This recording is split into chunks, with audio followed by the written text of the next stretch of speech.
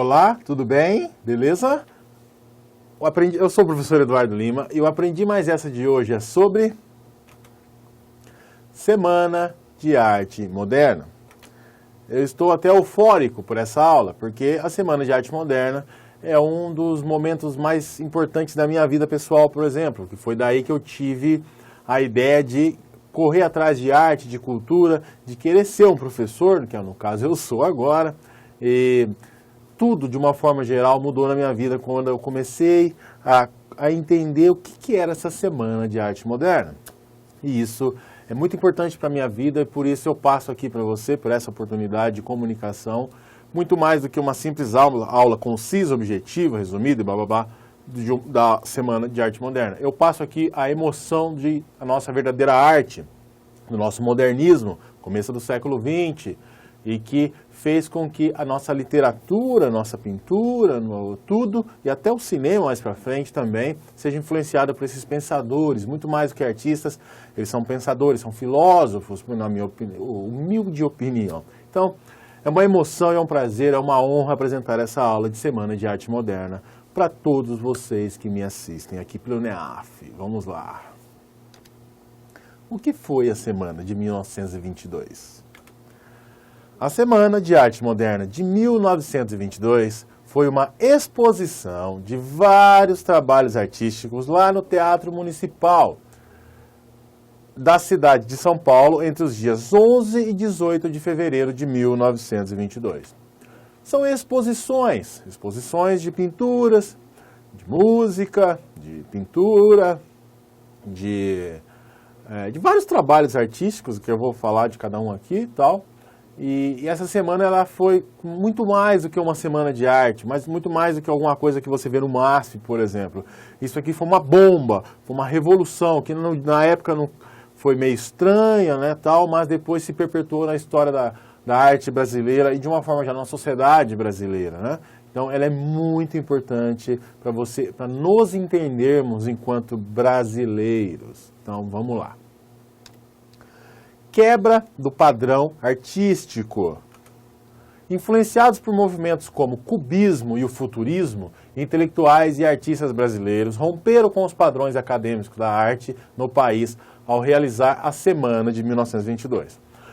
Quando você estuda literatura aí na escola, na faculdade também, né, para a galera de letras e outros cursos aí a mais, você vai perceber que o Brasil sempre vai estar um pouco atrasado com a literatura, vamos dizer, escolas literárias, pensam em escolas literárias, movimentos revolucionários literários, artísticos. Por exemplo, o romantismo apareceu na Europa, no Brasil apareceu um pouco depois. O realismo é a mesma coisa, por aí vai. Isso aqui não foge muito daqui. A questão é que conforme vai passando o tempo, as coisas vão se tornando um pouco mais rápidas, entre aspas.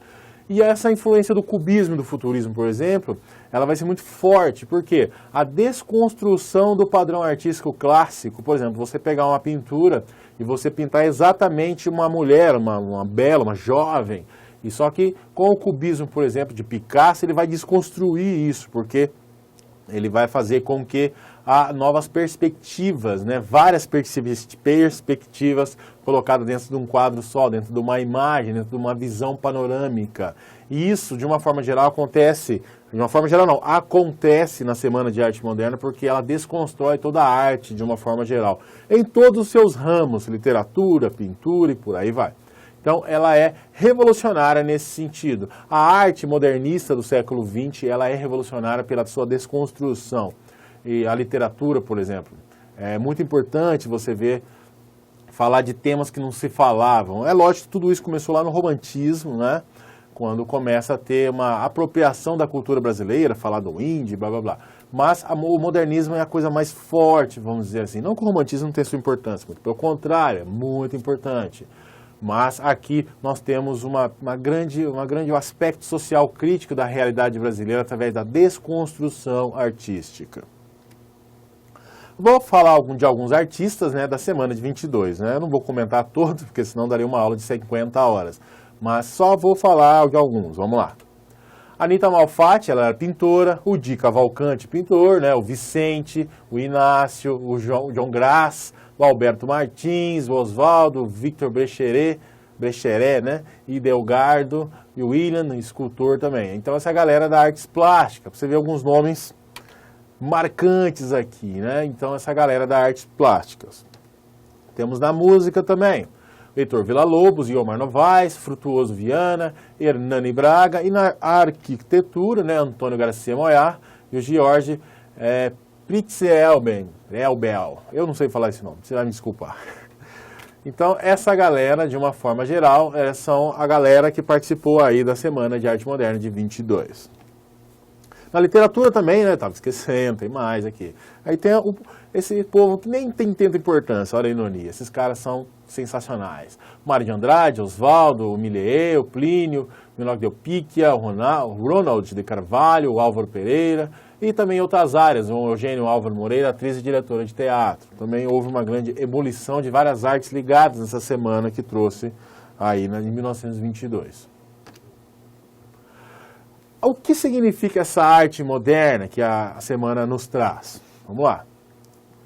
A década de 1920 é um período repleto de agitações no Brasil. Estamos na época das oligarquias, né? Então, há movimentos sociais acontecendo. Lembra do Lampião? Então, nessa época, a parada está acontecendo nessa época também. Os intelectuais brasileiros, eles precisavam abandonar os valores estéticos antigos, por isso a quebra do padrão estético da arte. Na literatura, Oswaldo de Andrade, Guilherme de Almeida, Manuel Bandeira, eles vão fazer com que a literatura se mova com a evolução da sociedade. Por exemplo, vai ter gente desconstruindo os conceitos clássicos, por exemplo, do realismo, do romantismo, e vai fazer com que apareça uma nova perspectiva histórica, social, cultural e por aí vai. Na pintura, Anita Malfatti, né, como você pode ver aí, é sensacional essa galera toda nesse sentido. Revolução estética. O que é revolução estética? Explosão de ideias inovadoras que aboliam por completo a perfeição estética tão apreciada no século XIX. Os artistas brasileiros buscavam uma identidade própria e a liberdade de expressão. Você pode ver nesse quadro aí, na imagem, da Anita Malfatti, é a Boba, de 1915 a 1916. Você percebe na criação do rosto, da fisionomia do quadro, uma grande desconstrução, né? Você percebe pela forma de pintar o rosto dessa pessoa e tudo que tem em volta dela, uma emoção pesada, mas longe daquela caracterização perfeitinha que aparecia no século XIX. Isso, gente, é uma revolução, porque traz novas sensações, novas perspectivas e uma nova visão sobre a realidade com um simples quadro assim. Essa é uma grande revolução que vai fazer com que a arte brasileira entre no hall das maiores da história, vamos dizer assim. Não é exagero falar isso, tá certo? Isso é uma emoção muito grande, aparecer essa revolução estética. Vai ter também, lógico, os críticos, detratores, a galera que vai descer o pau, desculpa os erros da palavra, gente, que vai descer o pau nisso aí. Se um grande cara que vai fazer isso é o ilustre Monteiro Lobato, que vai fazer uma crítica. Eu vou explicar para vocês. Em 1917, Anita Malfatti, recém-chegada da Europa, montou uma exposição com suas obras em São Paulo, considerada a primeira exposição modernista do Brasil. Isso foi antes da semana de 22, tá? Bom lembrar. No dia 20 de dezembro, o escritor Monteiro Lobato publica um artigo no jornal O Estado de São Paulo que sacudiu a sociedade e a crítica. Ele vai falar mais ou menos assim: paranoia ou mistificação? O artigo bomba critica ferozmente a exposição de Malfatti, apesar de reconhecer seu talento. Lobato diz que as formas distorcidas e abstratas representadas nas obras modernistas seriam fruto de cérebros transtornados por psicoses e defende a arte tradicional da época, dizendo que todas as artes são regidas por princípios imutáveis. Querido Monteiro Lobato! Genial Monteiro Lobato, ele fez, eu acho que a primeira editora de livros do Brasil é dele, foi ele que fez, né? Foi ele que realizou esse projeto e tal. Só que aqui ele vai cometer um erro grave, essa ideia de, presta atenção, ao finalzinho aí, todas as artes são regidas por princípios imutáveis. Princípios imutáveis é uma coisa que está fora da realidade, da sensibilidade humana. Nós temos princípios imutáveis na cultura, mas só que com a própria cultura nós destruímos isso, porque nós somos moldáveis, nós podemos mudar de opinião, podemos mudar de perspectiva, podemos começar a fazer críticas sobre tudo na vida através de coisas mutáveis, mudável. E isso faz com que a arte da Anitta, por exemplo, no caso, seja sensacional, porque há uma desconstrução estética, artística muito forte, com uma sensação crítica muito desenvolvida aqui. E o Lobato vai cometer essa pequena gafe, vamos dizer assim, porque hoje é fácil falar que é gafe. Naquela época a gente tem que entender ele também, né? Porque ele era produto de sua época, né?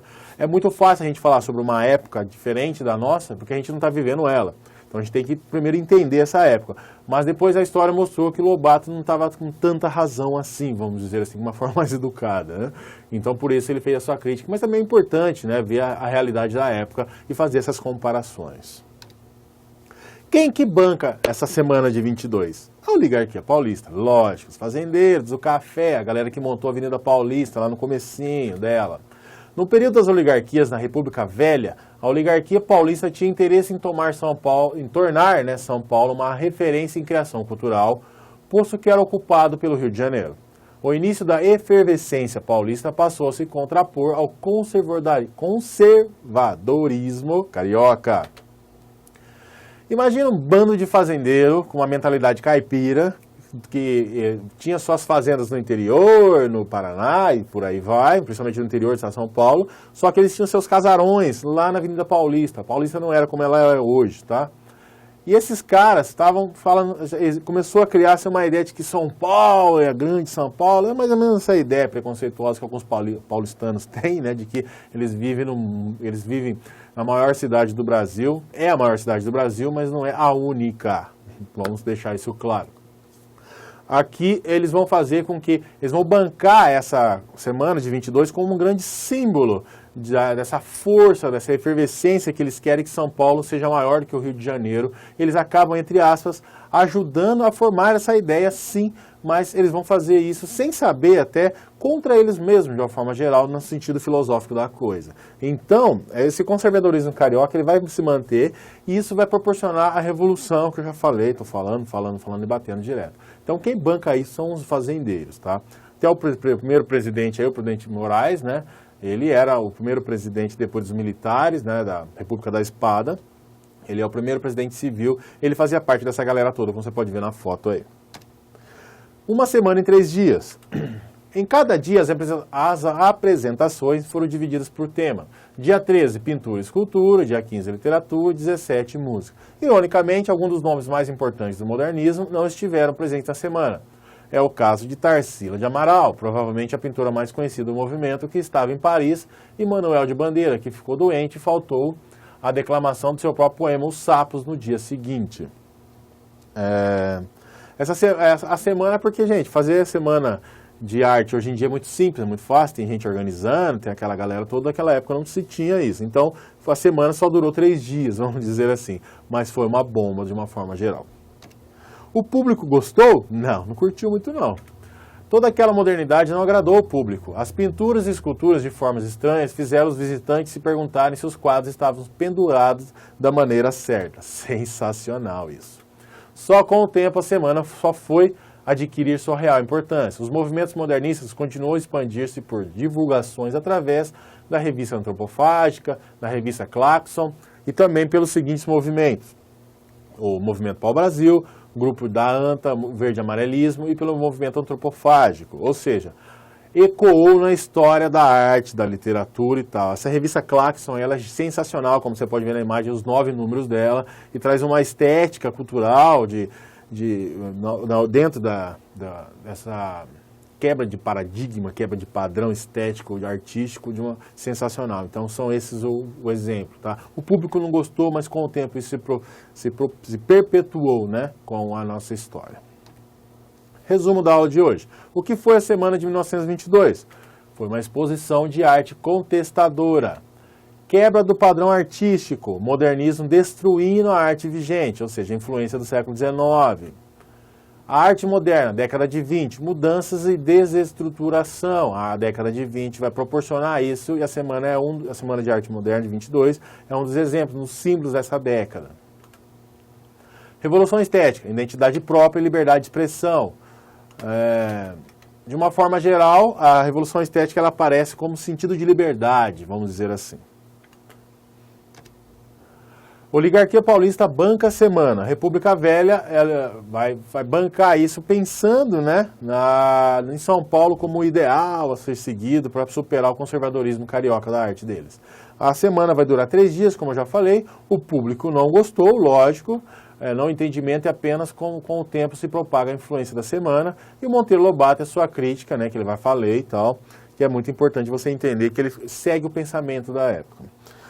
De uma forma geral, esses são os dados que eu deixei aí sobre a Semana de Arte Moderna. Espero que você tenha gostado. Há muita informação sobre isso, há muitas coisas legais, detalhes sobre obras, sobre artistas. Eu já falei, eu citei alguns nomes aí e tal. É muito importante você correr atrás, você desenvolver isso consigo mesmo. É uma infinidade de conhecimento a Semana de Arte Moderna. E eu volto a dizer aqui, como eu já falei no começo, é uma honra fazer essa aula. É muito legal. Espero que você tenha curtido. Suas críticas você deixa aí, construtivas, é lógico, perguntas e por aí vai. E espero que você corra atrás de mais conhecimento. Muito obrigado e até a próxima. Valeu!